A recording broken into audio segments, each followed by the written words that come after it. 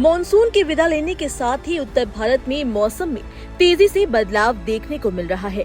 Delhi NCR समेत पूरे उत्तर भारत में सुबह और शाम हल्की ठंडक का एहसास होने लगा है। वहीं पहाड़ी क्षेत्रों में हुई बर्फबारी का असर अब मैदानी इलाकों पर भी दिखने लगा है, जिससे तापमान में लगातार गिरावट दर्ज की जा रही है। दिल्ली और आसपास के क्षेत्रों में इन दिनों सुबह शाम की हल्की सर्दी ने दस्तक दे दी है। दिन में धूप तेज होने के बावजूद 31 से 33 डिग्री सेल्सियस के बीच तापमान बना हुआ है। मौसम विभाग के अनुसार 14 अक्टूबर से 18 अक्टूबर तक दिल्ली एनसीआर का मौसम लगभग ऐसा ही रहेगा। दिन के समय हल्की गर्मी महसूस हो सकती है, लेकिन जैसे ही सूरज ढलता है हवा में ठंडक बढ़ने लगती है। इस दौरान लगभग 10 किलोमीटर प्रति घंटे की रफ्तार से हवाएं चल सकती है, जिससे रात में हल्की सिरहन महसूस हो सकती है।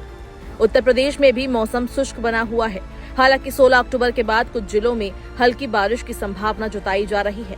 दिन के वक्त तेज धूप से हल्की गर्मी और उमस बढ़ सकती है, लेकिन रात का तापमान धीरे धीरे नीचे गिरने लगेगा। 14 से 19 अक्टूबर तक प्रदेश के अधिकतर हिस्सों में बारिश की संभावना नहीं है। पश्चिमी और पूर्वी यूपी दोनों ही क्षेत्रों में आसमान साफ रहेगा और तापमान में बड़ा बदलाव देखने को नहीं मिलेगा। सुबह और शाम के समय हल्की ठंड का असर और बढ़ सकता है। बिहार और झारखंड की बात करें तो इन राज्यों में फिलहाल किसी भी तरह की बारिश की चेतावनी नहीं दी गई है। इन इलाकों का तापमान 19 से 31 डिग्री सेल्सियस के बीच रहने की संभावना है। हालांकि 19 अक्टूबर के बाद मौसम में हल्का बदलाव आ सकता है। हिमाचल प्रदेश और उत्तराखंड में पहले ही बर्फबारी हो चुकी है। अब दिन में धूप निकलने के चलते बर्फ पिघलने लगी है। मौसम विभाग ने 14 से 17 अक्टूबर के बीच इन राज्यों में मौसम शुष्क रहने का पूर्वानुमान जताया है। सुबह सुबह कई इलाकों में कोहरे की चादर देखने को मिल सकती है। वहीं रात में तेज और ठंडी हवाओं की वजह से ठिठुरन बढ़ सकती है। शिमला मौसम केंद्र के अनुसार 18 अक्टूबर तक हिमाचल में मौसम साफ रहने की संभावना है। दिन में धूप से अधिकतम तापमान में थोड़ी बढ़ोतरी हो सकती है, लेकिन न्यूनतम तापमान में खास बदलाव नहीं देखा जाएगा। वहीं मौसम विभाग के मुताबिक महाराष्ट्र, कर्नाटक, आंध्र प्रदेश, तेलंगाना, तमिलनाडु जैसे राज्यों में दक्षिण पश्चिम मानसून की वापसी से पहले बारिश का दौर देखने को मिल सकता है। 14 से 16 अक्टूबर तक ओडिशा और छत्तीसगढ़ के कुछ हिस्सों में बिजली कड़कने के साथ हल्की से मध्यम बारिश हो सकती है।